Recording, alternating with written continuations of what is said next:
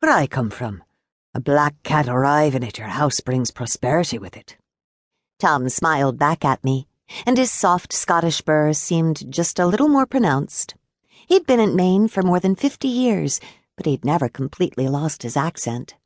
I squinted at Elvis, heading purposefully from Tom's property, skirting the trees and the rock wall at the back. My 1860s Victorian was only a few blocks from North Harbor's waterfront.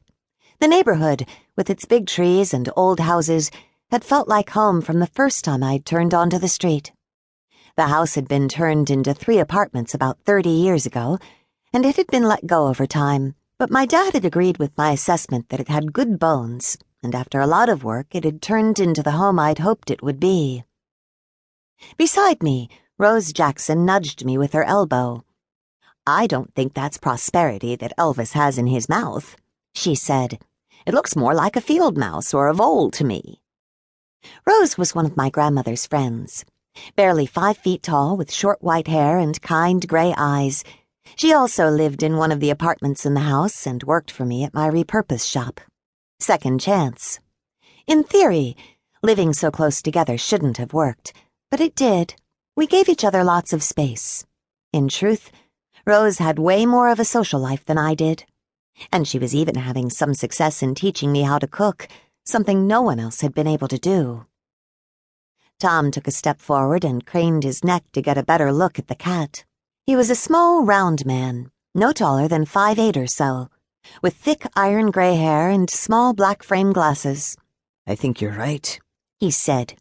"And while I generally like to take a live and let live approach to other creatures, if that happens to be the vole that made several meals of my hyacinth bulbs, I can't say I'm sorry." Rose nudged me again.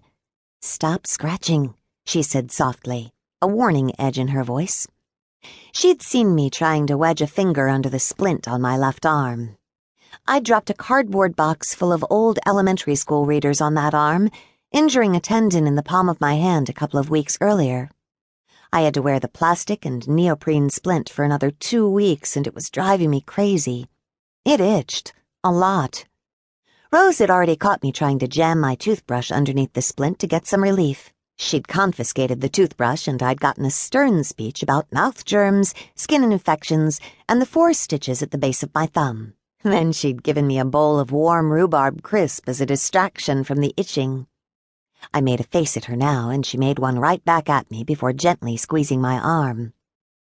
I tucked a strand of hair that had slipped free from my ponytail behind my ear and looked over at Tom's yard, trying to shift my attention away from the sensation that ants were marching in formation up my wrist. Tom's lawn was probably the most perfectly manicured one in North Harbor, Maine, maybe even in the entire state. No weeds dared poke their heads up in the 2 planters that flanked the front door and ran the length of the house on either side. Tom had replaced the bulbs that had been eaten by the voles with little clay pots of daffodils and paperwhites, and today had started replacing those with white and pink geraniums. The grass around his small, gray-shingled 1.5-story house was mowed to a length of precisely 1 3/4 inches, which Tom deemed the correct height for that particular type of grass. The only incongruity was the small strip of lawn that separated his driveway from the yard of his neighbor, Angie Bates. There the grass had been sheared so short in places there was nothing but bare earth. Tom followed my gaze. "How can that miscreant be Angie's family?" he asked. I didn't think he really wanted an answer to the question. "He'll be leaving soon, and Angie will be home," I said. The old man gave a snort of derision, and the color rose in his face. "I am not convinced that ne'er-do-well is even employed. He's extremely evasive. Even Angie wasn't clear on what he does for a living, assuming he does anything." He looked toward the small white Cape Cod-style house on the other side of the choppy strip of grass. Angie, Angelica Bates, was an anthropologist who taught part-time in the environmental education department at Unity College. The he Tom was speaking so derisively about was her nephew, Jason. Angie had no children. She was a bit of a free spirit with a wild mass of long blonde curls streaked with gray, and her dark-framed glasses always slipping down her nose.